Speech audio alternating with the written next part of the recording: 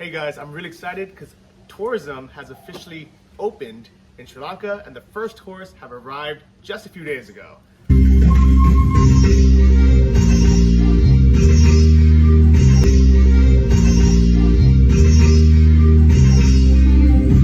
But there are some restrictions and it's a very interesting topic. A lot of people have been asking, is Sri Lanka actually open or what are the restrictions? When's it going to open for everyone? So Christina and I did some investigative journalism and we found out for you guys. So here's all that information. So as seen on the local news site, Daily Financial Times, tourists have officially arrived. This is the first set of tourists.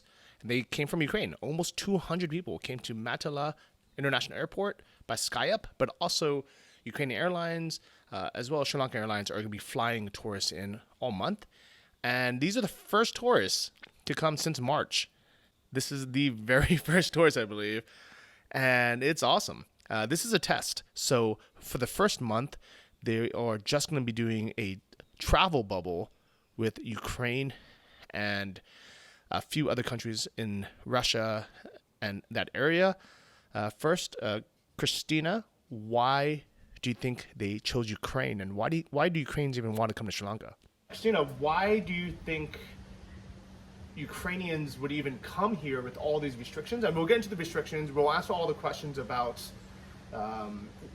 what are the restrictions? Can they, go to the beach? Can they go on excursions? Can they stay longer? What's the process? What's the pricing? Which hotels they're staying at? We're going to answer all of that. But first, why would anyone from Ukraine even want to deal with all that to come to Sri Lanka? So one, I guess, obvious reason is just because it's so cold in Ukraine now, and we want to see really beautiful, warm country. But there are also other countries, a lot of countries in the world which also have winter now. So another moment, I guess it connects our mentality, and it what our friends from Sri Lanka tourists told us, that actually Ukrainians and Russians, it's very brave people. Yeah. So actually we really not so much scared of all this stuff in general, anything that can happen, we are not so much scared of it maybe some other countries. So Americans, Europeans, it's not that sometimes we overreact, but we definitely react for too long. So when I'll tell someone, hey, I'm going to Thailand, they'll say, oh my God, wasn't there a tsunami in Thailand? And I'm like, yeah, but it was 15 years ago, or I'm going to Tbilisi, Georgia. They're like, whoa, there's civil war there. I'm like, that ended in more than 10 years ago. Ukrainians and Russians as well are the exact opposite, where it was literally a few days or a week after the Easter bombings, where people were really unsure of what was going to happen. Ukrainians are like, it was last week, it's okay, let's go. I'm sure they cleaned it by now. And so Russians are tough. But honestly, I was thinking maybe they didn't tell the Ukrainian tourists, or the Russian tourists, what they're getting into. That they were advertising, this beautiful beach holiday, that Sri Lanka is open again, and then they get here and it's restriction.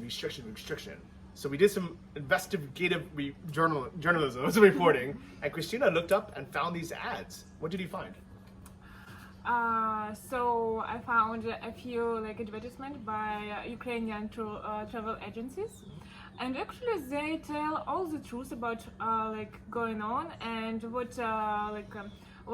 tourists should wait for, but there are really a lot of restrictions in Sri Lanka about which tourists even don't know. So they know that there are sure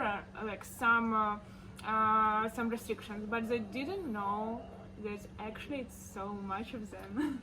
Yeah, so on one hand, we've been following some of the Instagram live stories of these Ukrainians. Luckily, Christina speaks Russian. She is from Ukraine, so she has the inside scoop on how to connect with these people. I literally asked Christina this morning, I said, babe, how cool would it be if we found the people who actually came, those few hundred people, and follow their Instagrams.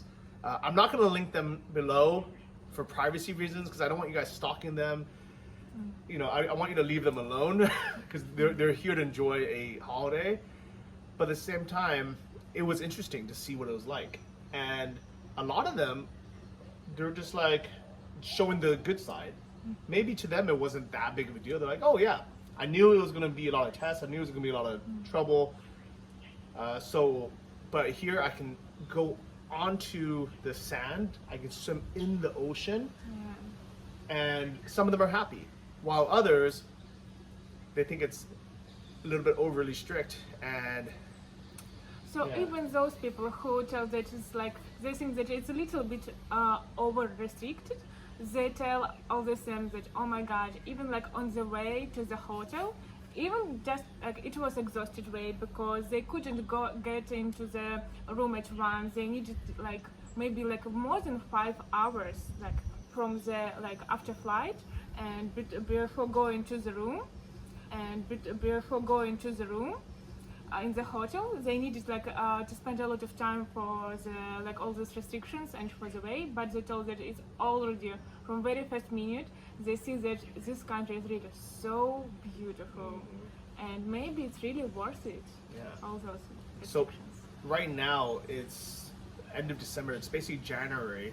This is high season for Sri Lanka. This is when the weather is the best in the south of the island. We are living here in Ahagama, which is right next to some of these resorts. There's one right next door in Kogula Lake. Here's a clip from one of the tourists. Actually, not this year. This was taken a few years ago before the lockdowns, but this is at the resort Kogula Lake where guests have access to the sand, the sea, the ocean, because the resort is basically on the beach. You won't love me a second time. Nobody's fault, nobody's fault. So baby, don't call me. Baby, don't call. Whenever you're lonely, you should know better. You should know better. I'm lonely too. I should know better. I should know better than to love you. We're very lucky to be here since almost a year now. Christina, actually a little bit more than a year. So there actually are tourists in Sri Lanka. There's hundreds of us. I happen to be one of the few that actually has a YouTube channel, which is why I'm going to show you all these cool, places to travel to. But there really are hundreds of tourists who have been here since before March. These are the new tourists that came in just very recently. And the plan for Sri Lanka is to test their safety protocols on these, couple hundred tourists that they can control. I think they're going to bring in groups of about 200 kind of every kind of few days to the next month and see how it goes. I don't know, like if you were in Ukraine, would you do this? I think no. Yeah. I'm another kind of traveler, so for me I need like really no less than a month, and I really need like some freedom. But I can understand that for people who work hard every day, just to come even like for 10 days to the warm country, to lay on the beach under the palms, it's wonderful. And most of the people, they're so exhausted after work that they don't have that energy even like to go somewhere. They just want to relax on the beach. And actually they have like a possibility to go outside, but just like to a few places, and it will be organized one day excursion with transfer and with all the rules, following all the rules. So let's actually break this down. So most of these tourists found the Sri Lanka kind of pre-opening, trips through travel agents, and we connected with a few of them. Christina actually spoke to one through Viber and asked a bunch of questions like, are we allowed to go into the ocean to swim? Can we take excursions? Can we leave the property? Can we stay longer than the 14 days? And it was really interesting getting that information because that's all in Russian that I couldn't read. So I'm happy to be able to relate to you guys. But basically the process is they sign up through a travel agent and the prices ranged anywhere between, let's say, 1,200 to 1,500 US per person. So per couple, it was a little bit, around between $2,500 to $3,000, depending if you're staying at a 3-star, 4-star, or 5-star hotel. And in Grivna, that's a lot, right? It's a lot, and it's like around from 9 to 11 days. It's something like about this. Yeah. So for most tourists, if you're a businessman in Kiev, Ukraine, the capital, it's actually a somewhat simple flight because it's a direct flight. The first airline was with SkyUp, but they're going to be doing it through Ukrainian Airlines and Sri Lanka Airlines again soon. So it's a direct flight from Kiev to Sri Lanka. So I think before you almost direct. So actually, I don't know if all the flights, but they're supposed to stay in Dubai for 1 hour. Like nobody leaves the plane, just I'm sorry, for the petrol. Oh, to be filled. Yeah. Oh. But so 1 hour and they can't leave get off the plane. So that's actually really interesting because nowhere did I see that in the advertisements. Was it very clear in the advertisements? How did you find that out? I actually don't remember. I guess that one of the agencies told you after. me. Yeah. Okay. Because it seemed like it was a direct flight, but it makes sense that there'd be fuel. I think that's one of those things where some people knew and some people probably didn't know. And some people imagined it to be an easier journey than they signed up for, because there are some risks in coming. And we're going to get into the Sri Lankan risks and if opening tourism is good for Sri Lanka right now or not. But as far as a tourist point of view, some of them are probably thinking, oh, direct flight to Sri Lanka, all-inclusive, meals are included, I can go swim in the ocean, I can lay on the sand, it's warm there, it's 27 Celsius or like 90 degrees Fahrenheit while it's snowing in Ukraine, and it's minus basically. So it's cold, and everything's kind of organized. I get on the plane, I land in Sri Lanka, I take a test before I get aboard the plane, and then when I land, and it was really nice. When they landed, they had a really welcome party. They had traditional Sri Lankan dancers and music while people were waiting for their PCR test results. So I thought it was actually pretty nice. They had a bus that was organized to take people directly to the hotel because they're not allowed to take a taxi, but also it's nice just to go direct. However, one of the buses broke down. Yes. So, and while people were trying to figure out how to fix this problem, so people couldn't leave the bus because of all this pandemic thing, even just to visit washroom. So it was a policeman who was told, no, sorry guys, but you can't leave bus. Yeah. Once you get to the resort, and so the resorts are in, Bentoa, which is not so far from Colombo. Actually, no, but it wasn't Colombo, it was Matala Airport. Yes, it's Matala, yeah. So it was Bentoa, Kogala, which is actually right next door to us, it's the city next door. Actually, what are some of the names of the hotels? So yeah, it's Cinnamon Bentota. Yeah, so Cinnamon Bay, which looks really beautiful, part of the Cinnamon group.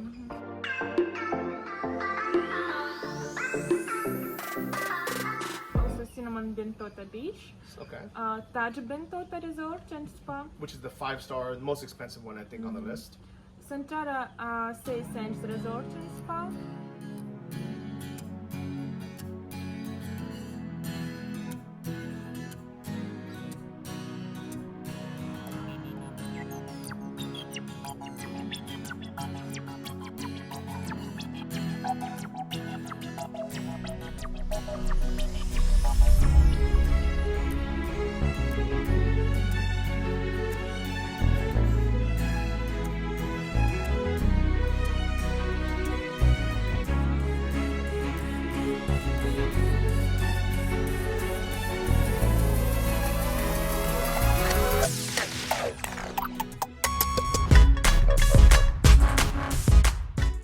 Beach Resort. So actually, what I heard that there are just 12 hotels from all the islands, which got permission to get new tourists, and they have all the restrictions. They're following them. And from what I've seen, all the hotels have a swimming pool and are on the beach front, or at least have an ocean view. So do your research if you want to go to any of these, hotels. If maybe this program is going to open up to, more countries, or maybe you're from Ukraine or Russia or Kazakhstan and you want to do it now. If there is a beach connected to the hotel, you can go onto the sand, into the ocean, swim, and enjoy yourself. But there are sections off, so nobody can come to the resort.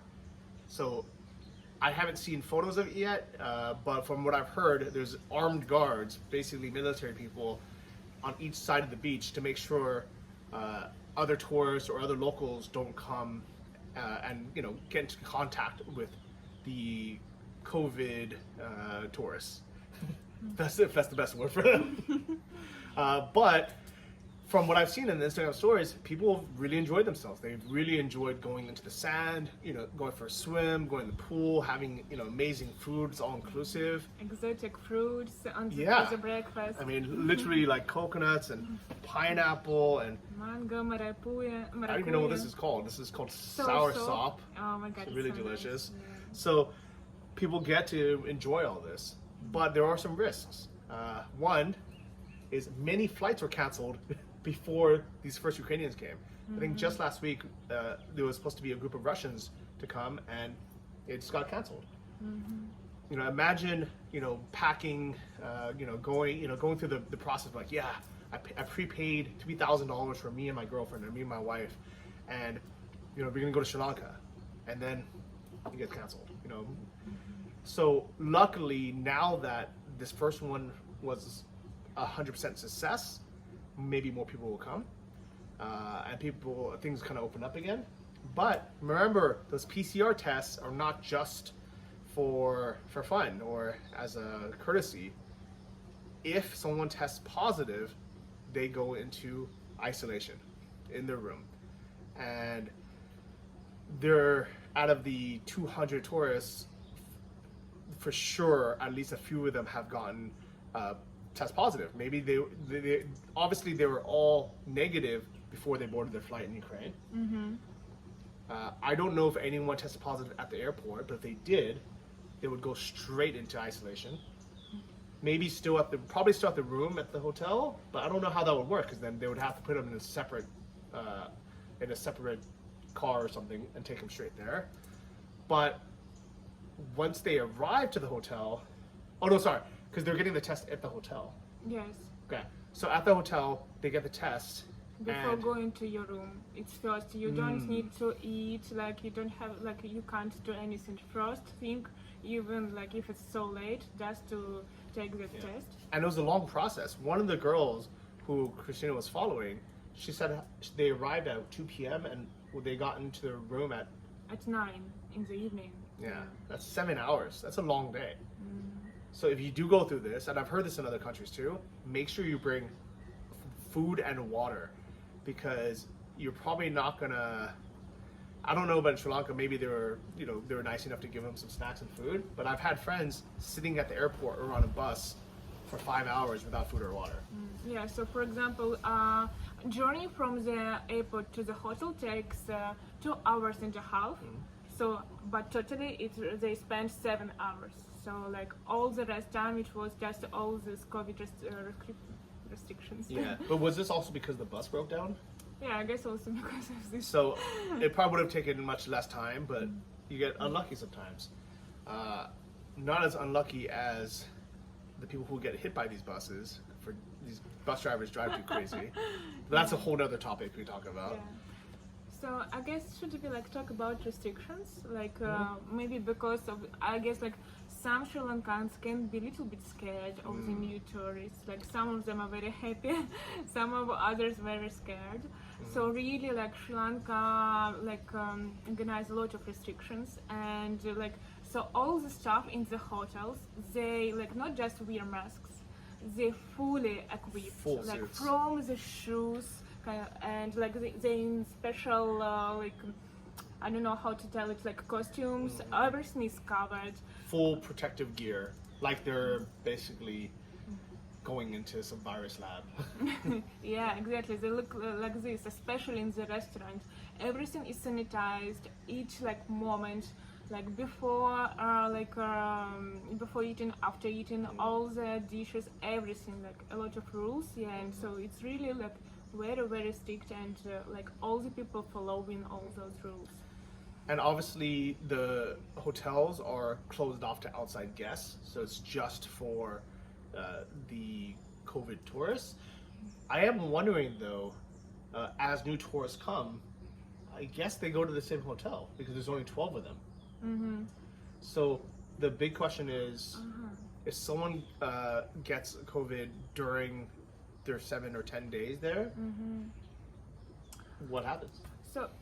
So why it's 12 hotels, because there are also like they already told about 12 flights between like during till the end of January, like from the end of December to the end of January, like there will be 12 flights supposed to be.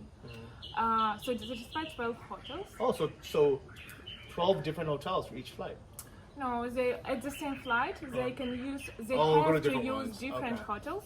Why they should use like different hotels? So tourists can stay in one hotel no more than 7 days. So if they come in for 10 days, so they maybe the first 5-7 days they will be in the one hotel, and then they have to leave to another hotel, like for some reason. I wonder why that is. I must. Yeah, On one hand, it's a bit annoying to have to move, but on the other hand, maybe it's a nice way, first, to spread around some of the money, for the tourism, right? But second, the tourists won't get bored. Because if they're just in one hotel for 10 days, maybe they get bored. And they go home saying, oh yeah, Sri Lanka was boring, I just saw the same place. But if they're in one hotel for 4 or 5 days, and then another hotel for 4 or 5 days, and they do like one excursion, then they feel like they really saw a lot. Yeah, I don't know what's the reason. Yeah. Actually, because it's like more like more work, and also like so people can't leave the hotel. I guess actually they can't leave the hotel during first 7 days, something like this. Yes, but after they will have excursions. They can have excursions. It's 1 day excursion organized by a travel agency. So they will have a separate special transfer. And they will be able to go just like for a few places. It's like the Elephant Orphanage, Yala Safari, and like Gold Fort and Turtle Farm. Something like this, I guess, no more. But these are all really restricted, where they'll have guides with them the whole time, making sure they're not touching stuff or interacting with other tourists or locals. And this is only allowed after the 7th day, when they have their second PCR test done. So one PCR test before they fly, one after they land at the hotel before they can go to their room, and then a third one after around 1 week, so after about 6-7 days before they can go on excursions. And at the end of their trip, if they want to stay in Sri Lanka longer, after 14 days, they can take another test. And from there are talks about either putting them into kind of like stage 2 semi-lockdown quarantine or letting them travel. We don't know yet. This is a part of the test. And all this is going to change in the next month. I mean, remember, Sri Lankan tourism isn't officially opened this month, and these few hundred or few thousand tourists from the former USSR, what do you call it? The Slav area? Slavs. The Slav area. This is a test to see, number one, if the tourists are going to come, they're going to like it. Second, for their testing and their facilities and the transfers to make sure everyone's following protocol. And then third, to kind of just see what happens. So if you're Sri Lankan, or if you know Sri Lankan who is worried about all these tourists coming and spreading COVID from everywhere, relax. Because these guys are quarantined, they're just quarantined in a more comfortable place. Because no tourists is want to come and just sit in their room for 14 days and then go home. But they will come if they can sit on the beach or in the ocean and the pool for 14 days under the sun. Which sounds pretty crazy, but Christina's right. If you're working a hard job and this is your one time to travel, and it's freezing where you're from, why not come to Sri Lanka and go for a swim in the ocean, right? Yeah, and especially like honestly, so like we have Soviet architecture in our country. It's not European architecture, and maybe especially during New Year holidays, we want to see something really beautiful. So yeah, I guess that's why people are ready to do it. And really, so first flights will be just like around 10 days, like 9 or 11.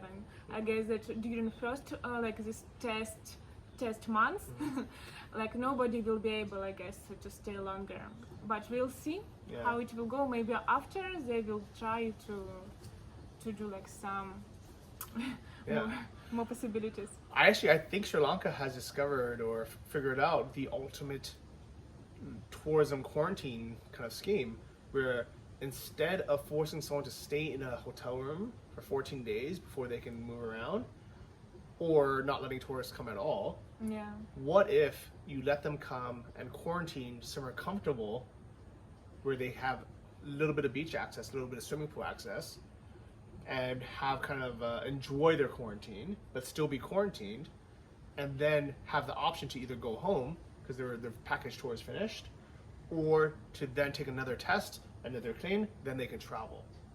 Yeah, so actually what's interesting is that a lot of Ukrainians go to Turkey and to Turkish hotels, and during normal time, very often, like they go just to this hotel and they never leave that hotel. Like it's very common, it's usual thing. A lot of people go for 1 week or 2 weeks to Turkey just to lay on the beach. And just because Turkish tourism, like they provide so nice service, and they have a lot of attractions inside the hotel. Like each evening, people can gather somewhere in some place. They can have fun, like some animations, some dancers, something like this. So then people like think, oh, it's enough actually. So for Ukrainian package tours, it's something very common to stay in the hotel during 1 week or 2 weeks. Yeah, it's all inclusive. It's kind of like being on a cruise and just not getting off the boat. Yeah, something and there's like plenty of people who do that too. Yeah, if it's something interesting inside the hotel and also nature, and now people can't go to Turkey because it's also like little bit cold there, not so much warm as in summer. So why not? Yeah, why not? Actually, why not? Leave a comment below. Tell me what your thoughts are. If you have any questions that you want answered, and what you think of this kind of soft opening for tourism in Sri Lanka. Is it a good idea? Is it a bad idea? Would you do it? Would you have done it yourself? Would you do something differently? Comment below. I'm very curious what your thoughts are. Share this with a friend who is curious about coming to Sri Lanka as a tourist, or with your Sri Lankan friends, or whoever might be interested in Sri Lanka reopening and officially welcoming their first tourists. Thank you, Christina, for all of your work. You've been amazing. This has been fun. Yeah. I had fun. Yeah. So even though we have been very blessed to have Sri Lanka pretty much all to ourselves for this last year, because there's no other tourists, and we're getting some amazing deals like this villa here for $550 a month with a private pool. And if Sri Lankan tourism really does open up to everyone officially, these deals will be gone. The price for this place normally is $400 a night or something. So it'll be a bit sad if my video has helped Sri Lanka tourism completely open and we lose these great deals, but it is good for Sri Lanka's economy as a whole. So even though there are some people who are scared about opening the tourism again, there's a lot of people whose jobs depend on it. Not only the hotel owners, but the transportation people, the staff, and everything kind of going around it. The guides at the safari parks. Tuk-tukers. Yeah, everybody. So I think it's a good thing. But comment below. I'm curious what you have to say. Bye guys. Paka paka. До свидания. Пока-пока. See you. How do you say see you in Sri Lanka? Увидимся. Увидимся, Sri Lanki. Good job. That's a good job. Молодец.